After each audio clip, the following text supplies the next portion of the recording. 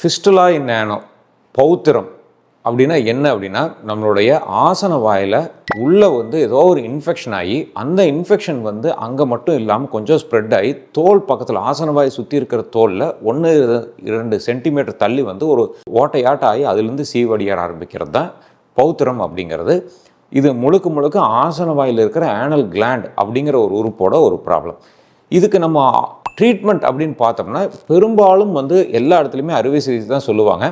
அந்த அறுவை சிகிச்சை சொல்லும் பொழுதே அது வந்து சில டைம் ஃபெயிலியர் ஆகலாம். ஒரு 5%, 10%, 20, 50% ஃபெயிலியர் ஆகலாம் அப்படிங்கிறதையும் கன்ஃபார்மாக அந்த மருத்துவர் வந்து நம்மகிட்ட சொல்லுவாங்க. இந்த பௌத்திரம் ஆப்ரேஷன் ஏன் வந்து ஃபெயிலியர் ஆகுது, அதோட ப்ராப்ளம்ஸ் என்ன, ஃபெயிலியர் ஆகாமல் நம்ம எப்படி தடுக்க முடியும், இது எல்லாமே நம்மளுக்கு எப்போவுமே ஒரு டவுட்ஃபுல்லாக இருக்கும். இந்த வீடியோ பதிவில் எல்லா விஷயத்தையும் நம்ம டீட்டெயிலாக பார்ப்போம். நான் doctor Ashok, Sakthi fertility and Srichakra மருத்துவமனை. இந்த வீடியோ பதிவு உங்களுக்கு பயனுள்ளதாக இருந்ததுன்னா நம்மளுடைய யூடியூப் சேனலில் போய் கம்ப்ளீட்டாக ஃபிஸ்டுலாங்கிற பிளேலிஸ்ட்டில் இருக்கிற எல்லா வீடியோஸையும் பார்த்து பயனடைங்க. ஏதாவது சந்தேகங்கள் இருந்தால் கமெண்ட் செக்ஷனில் கேள்விகளாக கேளுங்க.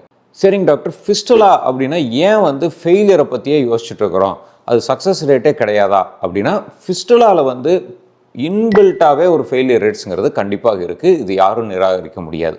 சில பேர்த்துக்கு வந்து 50% ஃபெயிலியர் ரேட் இருக்கலாம், சில பேர்த்துக்கு 20% இருக்கலாம், சில பேர்த்துக்கு 5% இருக்கலாம், சில பேர்த்துக்கு சக்ஸஸ் ஆகலாம். இது எல்லாமே பல்வேறு காரணங்கள்னால இந்த சக்ஸஸ் ரேட்ஸ் வருதுங்கிறத நம்ம நிறைய வீடியோஸில் பார்த்துருக்கிறோம். பொதுவாக ஆனல் ஃபிஸ்டுலா பௌத்திரம் சர்ஜரி ஃபெயிலியர் ஆகும்போது ஏன் வந்து அந்த பேஷண்ட்டும் பயந்துக்கிறாங்க, ஏன் அந்த மருத்துவரும் பயந்துக்கிறாங்க அப்படின்னா 2 முக்கியமான விஷயத்துக்காக. நம்பர் 1 வந்து ஏற்கனவே வந்து ஃபிஸ்டுலா வந்து ஃபெயிலியர் ஆகி மறுபடியும் ரிக்கரன்ஸ் வந்து அதுக்கு நம்ம சிகிச்சை செய்யும் போது ரீஃபெயிலியரோட சான்சஸ் ரொம்ப அதிகங்க.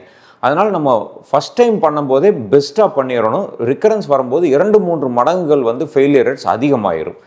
இரண்டாவது முக்கியமான விஷயம் வந்து அதனுடைய ஆனல் கான்டினன்ஸ்னு சொல்லுவாங்க. அதாவது நம்ம மோஷன் போகும்போது மோஷன் போகாமல் அடக்கி வைக்கக்கூடிய தசைகள் வந்து ஏதாவது டேமேஜ் ஆகிருந்தது அப்படின்னா ரிக்கரன்ஸ் வந்து மறுபடியும் அதுக்கு சர்ஜரி பண்ணும்போது மோர் டேமேஜ் ஏற்படும். அதனால் ஆசன வாய் வந்து நம்ம அடக்க முடியாமல் மோஷன் கண்ட்ரோல் இல்லாமல் போகிறக்கான வாய்ப்புகள் இருக்கும். இந்த 2 ரீசன்ஸ்னால ரிக்கரண்ட் ஃபிஸ்டுலாஸ்க்கு வந்து ரீசர்ஜரி பண்ணுறதுக்கு எல்லாருமே வந்து ரொம்ப கேர்ஃபுல்லாக பண்ண வேண்டியது மிக முக்கியம். ஃபிஸ்டுலா சர்ஜரி பண்ணதுக்கப்புறம் சர்ஜரி பண்ணும்பொழுது ரொம்ப முக்கியமாக நம்ம கவலைப்பட வேண்டிய விஷயங்கள் என்ன அப்படின்னா, நம்பர் 1 வந்து நம்மளுடைய நார்மல் அனாட்டமி அங்கே ஃபுல்லாகவே காணாமல் போயிடும். அதாவது வந்து உள் ஓட்டை வந்து எந்த இடத்துல இருக்குது, இன்டர்னல் ஓப்பனிங் சொல்லுவோம், எக்ஸ்டர்னல் ஓப்பனிங் எங்கே இருக்குதுன்னு போயிடும். நடுவில் தழும்புகள் நிறைய ஃபார்ம் ஆகி இதாக இருக்கலாம்.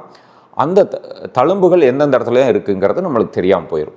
இரண்டாவது முக்கியமான விஷயம் வந்து நம்மளுடைய ஆனல் ஸ்பிங்டர், எக்ஸ்டர்னல் ஸ்பிங்டர்னு சொல்கிறது, அது வந்து பார்ஷியலாக ஃபஸ்ட்டு சர்ஜரி டேமேஜ் ஆகிருந்ததுன்னா செகண்ட் சர்ஜரியில் மறுபடியும் எச்சா டேமேஜ் ஆகி ஏதாவது ஆசன வாயில் நம்ம மோஷனை அடக்கி வைக்க முடியாத ஒரு சூழ்நிலைக்கு போகிறக்கான வாய்ப்புகள் இருக்கும். மூன்றாவது விஷயம் வந்து செகண்டரி ட்ராக்ஸ். ஃபஸ்ட்டு சர்ஜரி பண்ணும்போதே கம்ப்ளீட்டாக எல்லா பௌத்திர துவாரங்களையும் எடுக்காமல் ஏதோ ஒரு துவாரம் விட்டு போயிருந்தால் அதை மறுபடியும் ரீஅசஸ் பண்ணுறது அப்படிங்கிறது மிக கடினமான விஷயம். அந்த மாதிரி மிஸ்டு செகண்டரி ட்ராக்ஸ் இருந்ததுன்னா ரிக்கரன்ஸ் ஃபிஸ்டுலாவை மறுபடியும் சர்ஜரி பண்ணுறது சிரமமான விஷயம், ரிசல்ட்ஸ் கொண்டு வர்றது ரொம்ப சேலஞ்சிங்கான விஷயமாக இருக்கும். சரி, ரிக்கரன்ஸ் திரும்ப வந்தக்கூடிய ஒரு ஃபிஸ்டுலாவை நம்ம எப்படி அசஸ் பண்ணுறது அப்படின்னா, அசஸ் பண்ணுறதுக்கு நம்ம என்னென்னலாம் ரொம்ப முக்கியமாக தேவைப்படுது அப்படின்னா, முதல் விஷயம் என்ன மாதிரியான சர்ஜரி பண்ணியிருக்கிறாங்க, என்னென்ன மாதிரியான காரணத்தினால இந்த ஃபிஸ்டுலா வந்து ஃபெயிலியர் ஆச்சு, என்ன மாதிரியான அனாட்டமி இப்போ நம்மளுக்கு லெஃப்ட் ஓவர் இருக்குது, அதுக்கு எந்த சர்ஜரி பெஸ்ட்டாக இருக்கும்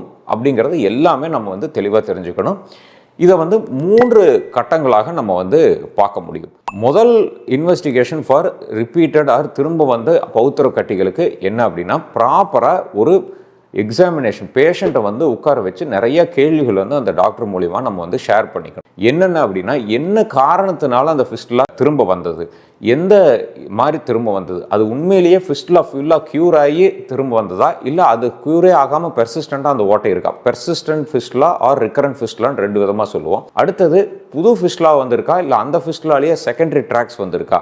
அடுத்தது வேற ஏதாவது கோமார்பிட்டிஸ் நம்ம மிஸ் பண்ணியிருக்கிறோமா, லைக் சுகர், டியூபர்குலோசிஸ், ஒரு ஐபிஎஸ், ஐபிடிங்கிறது, இந்த மாதிரி ஏதாச்சும் இன்ஜுரிஸ், ரேடியேஷன் கொடுத்தது, இந்த மாதிரி வேற ஏதாச்சும் காரணங்கள்னால வந்துருச்சா, இல்லை அங்கே ஏதாவது புற்றுநோய் கட்டிகள் உருவாகி தொடர்ந்து ஃபிஸ்டுலாவை ஏற்படுத்திட்டு இருக்குதா, இல்லை ஏதாவது நம்ம ப்ரெக்னன்சி ஆகி டெலிவரி ஆகும்போது நம்ம எபிசியாட்டமின்னு சொல்லுவாங்க, அந்த குழந்தை வெளியே வர்றது கட் பண்ணி ஒரு இடத்துல ஏதாவது இன்ஃபெக்ஷன் ஆகி ஃபிஸ்டுலாவை மாறிடுச்சா. இது எல்லா ஹிஸ்ட்ரியுமே கம்ப்ளீட்டாக நம்ம டாக்டர்கிட்ட உட்காந்து 10லேருந்து 15 நிமிடங்கள் அதை டிஸ்கஸ் பண்ணிக்கணும். அப்போனா தான் ரிக்கரன்ஸ் வந்து காரணம் கண்டுபிடிச்சு அதை கிளியர் பண்ண முடியும். இரண்டாவது முக்கியமானது டிஜிட்டல் ரெக்டல் எக்ஸாமினேஷன். ஒரு மருத்துவர் இதில் இருக்கிற ரொம்ப தெளிவான விஷயங்களை வந்து அவங்க விரல் வச்சு அதை செக் பண்ண முடியும். விரல் வச்சு பார்க்கும்போது அந்த ஆனல் கான்டினன்ஸ் எப்படி இருக்குது, இன்டர்னல் ஓப்பனிங் எப்படி இருக்குது, எக்ஸ்டர்னல் ஓப்பனிங் எப்படி இருக்குது, வேறு சுற்றி பார்க்குறதுக்கு வேறு ஏதாவது ட்ராக்ஸ் வந்துருக்குதா, முன்னாடி பண்ண சர்ஜரியோட தழும்புகள் எந்த இடத்துல இருக்குது, அந்த தழும்புகள் வந்து அந்த ஸ்பிங்க்டரை வந்து பாதிக்கிற மாதிரி இருக்குதா அப்படிங்கிற எல்லா விஷயங்களுமே வந்து அசஸ் பண்ண வேண்டியிருக்கும்.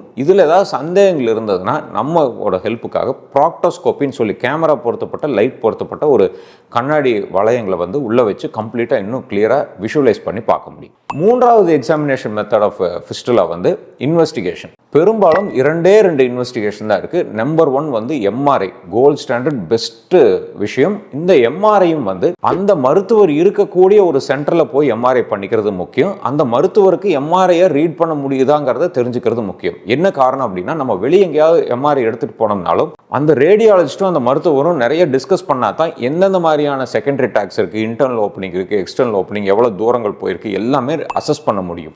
அதனால் ப்ரிஃபரபிளி எந்த மருத்துவர்கிட்ட நம்ம சிகிச்சை எடுத்துக்கிறோமோ அந்த மருத்துவரையே சொல்லி நம்ம எம்ஆர்ஐ ஸ்கேன் பண்ணுறது மிக முக்கியம். ஒரு சென்டரில் எம்ஆர்ஐ பண்ணிவிட்டு இன்னொரு சென்டரில் போய் காமிக்கிறத விட இது பெட்டராக இருக்கும். இரண்டாவது இன்வெஸ்டிகேஷன் ஆஃப் சாய்ஸ் வந்து எண்டோசோனோ அப்படின்னு சொல்லுவாங்க. அல்ட்ராசவுண்ட் ஸ்கேனை ஆசன வாயில் இதுக்காகவே பிரத்யேகமான ஸ்கேன்ஸ் இருக்குது, அது மூலியமாக பார்க்கலாம். இருந்தாலும் எம்ஆர்ஐ தான் கோல்ட் ஸ்டாண்டர்ட் மெத்தட் ஆஃப் ட்ரீட்மெண்ட்டாக இருக்கும். ரிக்கரண்ட் ஆனல் ஃபிஸ்டுலாக்கு ட்ரீட்மெண்ட் என்னதான் டாக்டர், நிறைய ஃபெயிலியர் ரேட்ஸ் இருந்துகிட்டே இருக்குங்கிறீங்க, 50% ஃபெயிலியர் ஆகுங்கிறீங்க, அதுக்கு என்னதான் ட்ரீட்மெண்ட், வேறு ஏதாவது மாற்று வழிகள் இருக்கா அப்படின்னா மாற்று வழிகள் எதுவுமே கிடையாது. ஒரே ஒரு மெத்தட் ரிப்பீட்டட் ஃபிஸ்டுலாக்கும் சர்ஜரி மட்டுமே தீர்வாக இருக்கும். நம்ம சர்ஜரி பண்ணுறதுக்கு முன்னாடி நிறைய அசஸ் பண்ணிவிட்டு காரணம் கண்டுபிடிச்சி என்னென்னலாம் அனாட்டமி லெஃப்ட் ஓவராக இருக்குங்கிறத கண்டுபிடிச்சி அதுக்குண்டான ட்ரீட்மெண்ட் பண்ணோம்னா கண்டிப்பாக அதுக்குண்டான நல்ல ரிசல்ட்ஸ் கிடைக்கும். 2 முக்கியமான விஷயங்கள் அதில் தெளிவாக தெரிஞ்சுக்கணும். நம்பர் 1 வந்து என்ன காரணத்தினால திரும்ப வந்தது அப்படிங்கிறத ரொம்ப தெளிவாக அசஸ் பண்ணிவிட்டு அந்த காரணத்தை க்யூர் பண்ணாமல் அடுத்த சர்ஜரிக்கு நம்ம போகக்கூடாது.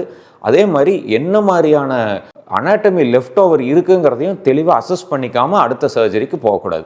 இரண்டாவது, நம்ம இப்போ இருக்கிற காலகட்டத்தில் இருக்கிற பைல் டெக் ஆர் பெர்ஃபெக்ட் அப்படின்னு சொல்லி ஒரு டெக்னிக் தான் இருக்கிறதுலே அட்வான்ஸ்டாக இருக்கிறது. அந்த மாதிரியான ஒரு சென்டர்ஸில் போய் பண்ணிக்கிட்டால் தான் அது வந்து ரிசல்ட்ஸ் நல்லாயிருக்கும். இந்த டெக்னிக்கில் லேசர் மூலியமாக பண்ணும்பொழுது கம்ப்ளீட்டாக இன்டர்னல் ஓப்பனிங்கை கிளியர் பண்ணுவாங்க, லேசர் மூலியமாக காட்ரைசேஷன் பண்ணுவாங்க, மறுபடியும் பிங்க்டர்ஸை வந்து ரொம்ப பாதுகாப்பாக வைப்பாங்க.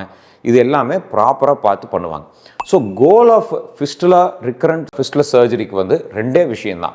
ரீரிக்கரன்ஸை வந்து ப்ரிவெண்ட் பண்ணணும், இன்னொன்று ஆனல் கான்டினன்ஸை வந்து கம்பல்சரி நம்ம ஆசன வாயில் இருக்கிற தசைகளை வலுப்படுத்தி மோஷன் வந்தால் அதை கண்ட்ரோலாக வைக்கக்கூடிய தன்மையை நம்ம ஏற்படுத்தணும். ஸோ இந்த வீடியோ பதிவு கண்டிப்பாக பிடிச்சிருந்ததுன்னா நிறைய விஷயங்கள் இந்த பற்றி நம்மளோட யூடியூப் சேனலில் ஃபிஸ்டுலாங்கிற பிளேலிஸ்ட்டுக்கு பார்த்து பயனடைங்க. ஆரோக்கியமான வாழ்க்கை வாழ அன்பு வாழ்த்துக்களுடன் டாக்டர் அசோக்.